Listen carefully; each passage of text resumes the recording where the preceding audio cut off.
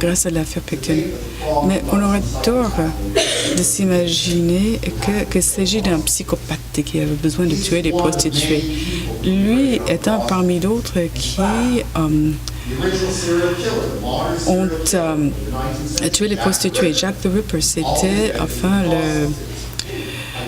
il s'en prenait aux prostituées. Je me souviens jamais des détails, mais écoutez bien ça. Vous avez Peter Sutcliffe,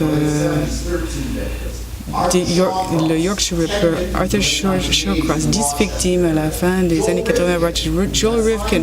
Il y a eu cet épisode de Seinfeld. Je ne savais pas qui c'était, on en a parlé dans un épisode, mais c'était un tueur de série en série à New York. Et on a, en même temps qu'on fouillait dans la ferme de Pickton, on a attrapé Guy Ridgway avec 48 victimes. C'est le plus prolifique. On n'a pas pu l'attraper. Toutes ces victimes étaient des travailleuses du sexe. Et lorsqu'on a condamné à la prison à vie, il a dit quelque chose qui dit tout et qui nous montre pourquoi la loi doit être mieux formulée. Moi, j'ai pris des prostituées comme mes victimes parce que je déteste la plupart des prostituées. Je ne veux pas les payer pour avoir des relations sexuelles avec elles. C'est pas compliqué. Mais voici où est pas la loi. J'ai choisi les prostituées parce qu'on pouvait enfin les prendre sans qu'on les remarque. Et elles ne seraient jamais portées disparues. J'ai choisi les prostituées parce que je pensais que je pouvais en tuer autant que je voulais sans me faire attraper. Il avait raison. Pourquoi ces gens-là ne se font pas attraper? Enfin, le taux de résolution pour les travailleurs sexuels est de 30%. Pour les meurtres de gens comme vous et moi, c'est 85% ou 75%. On résout beaucoup de meurtres, mais pas lorsqu'il s'agit de travail sexuel.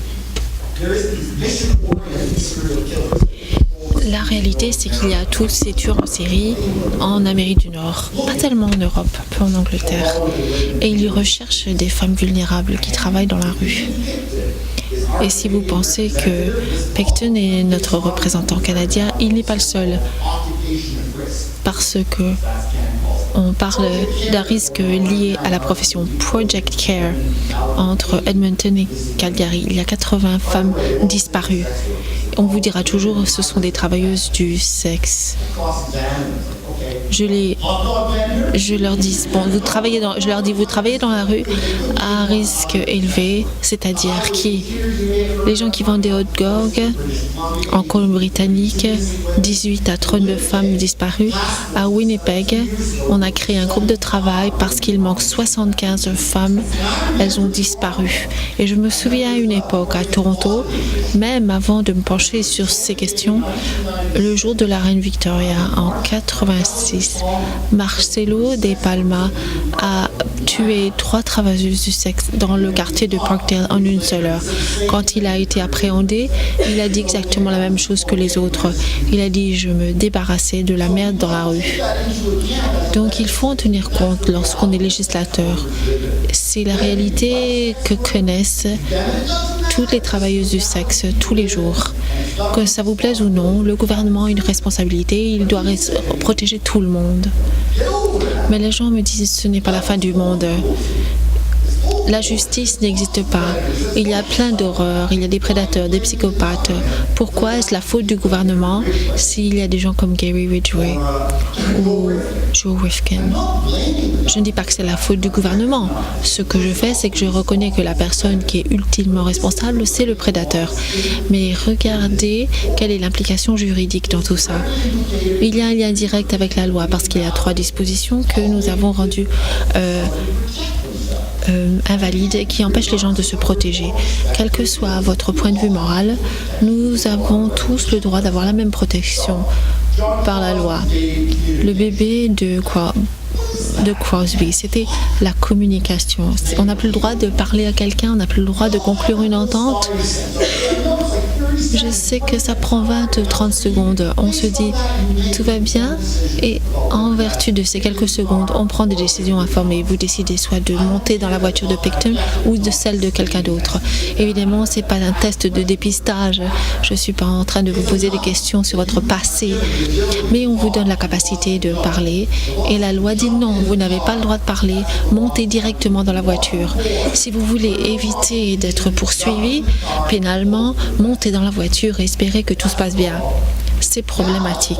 Maintenant, la loi prévoit aussi qu'on n'a pas le droit d'entrer dans un local parce que ce local serait considéré comme une maison de débauche.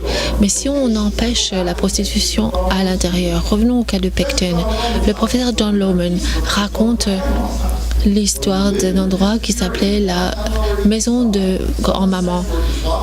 Dans le quartier de Vancouver, il y a des femmes qui commençaient à disparaître. Il y a des gens qui ont décidé, tiens, on va ouvrir ce local pour que les travailleuses de la rue puissent travailler dans ce local. C'était logique parce que les femmes avaient extrêmement peur.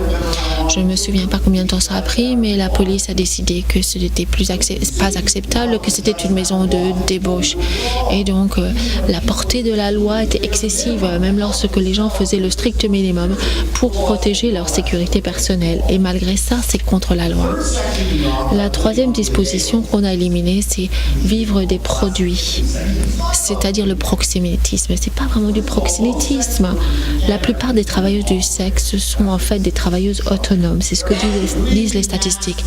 Mais il y a aussi des psychopathes très dangereux qui exploitent les travailleuses du sexe et qui sont des proxénètes. Mais la loi s'applique à tous les gens qui offrent un service. Donc si je suis votre chauffeur, je veux vivre des produits du travail que vous me donnez. Et en fait, c'est du travail très très solitaire de faire tout ça tout seul. Et il y a une violence inhérente dans ces transactions sexuelles. C'est donc très bien d'avoir quelqu'un, d'avoir un garde du corps. Alors donc moi, je préfère qu'il y ait un endroit avec une réceptionniste, un garde du corps où on peut faire un certain filtrage. Et dans certains cas au Nevada, ça s'est fait. Il y a même des boutons où on peut appuyer lorsque on est en danger, bouton de panique. Donc en 2001, une agence d'escorte a été accusée. Les travailleuses et la directrice a dit, écoutez, on propose un endroit sûr, on les éduque, on leur offre de l'aide et on les protège. Et voici ce qu'a dit la cour d'appel. Et ça va être ma partie préférée lundi prochain. Oui, la cour d'appel a dit oui, a dit la loi, c'est la loi. Peut-être que vous devez contester la constitutionnalité de la loi. J'ai adoré cette phrase parce que je me suis dit très bien, je n'y manquerai pas. Et donc, voici la suggestion. Donc, on va essayer de faire confirmer cette décision en cour d'appel. Voici les objections qui étaient soulevées depuis qu'on a obtenu raison. On m'a accusé de détruire le tissu social du Canada. C'est dommage, j'aurais bien aimé qu'il y ait un prix parce qu'on me l'aurait décerné.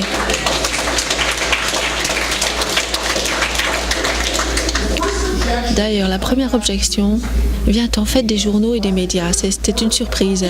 Je trouve que dans l'ensemble, les médias sont assez ouverts, mais ils ont cette idée que Himmel a eu raison, mais ça ne devrait pas être la juge Himmel.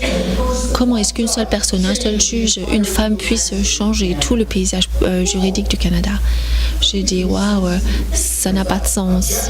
Mais c'est cette objection, comme quoi une juge ne devrait pas contrôler la loi parce qu'elle n'a pas été élue. Et ça, c'est aussi la position de Harper. Il n'aime pas la charte parce qu'elle donne trop de pouvoir à la magistrature. Voici ce qui s'est passé. La juge Himmel n'a rien fait.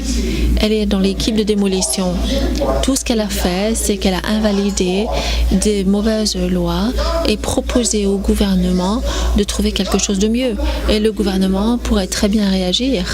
Ne vous imaginez pas que ça changera le travail du sexe à jamais. Donc, Harper, ce qu'il propose, c'est un dialogue constitutionnel. Il dit, voici mon point de vue sur la validité de la loi.